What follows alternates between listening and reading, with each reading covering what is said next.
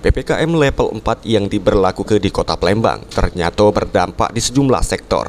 Dan salah sikoknya yang paling merasa dampaknya ialah usaha rumah makan atau warteg.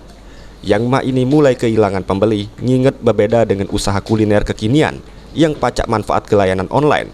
Warteg biasanya cuma nerap ke sistem konvensional. Farina salah sikok pedagang warteg yang ada di kawasan Skip ngatoke, semenjak PPKM dirinya ngalami penurunan omset mencapai 50%. Selain akibat dibatasinya jumlah pengunjung, pemberlakuan jam operasional juga jadi alasan turunnya omset. Akibatnya, ini dirinya terpaksa ngurangi jumlah masakan yang dijajoke. Berapa persen buat pengurangan gitu? 50%. Iya. Bu, dampaknya seperti apa Bu kalau untuk kita pedagang ini? Iya, pembeli nggak ada kurang. Jam operasionalnya masih seperti biasa atau gimana Bu? Seperti biasa.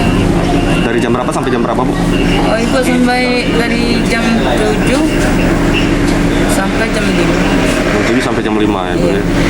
Oke. Kalau dengan sepinya pembeli ini, yang masakan kita ini gimana Bu? Ya biasa, ya orang makan juga sepi. Ngurangin masakan enggak? Jauh berkurang. Ngurangin masakan. Dirinya berharap agar kondisi PPKM ini pacak segera berakhir dan pemerintah pacak ngenjuk bantuan ke UMKM. Ingat ini dirinya cuma pacak berjajo untuk nyambung kehidupan sehari-hari. Sandi Pratama, PAL TV.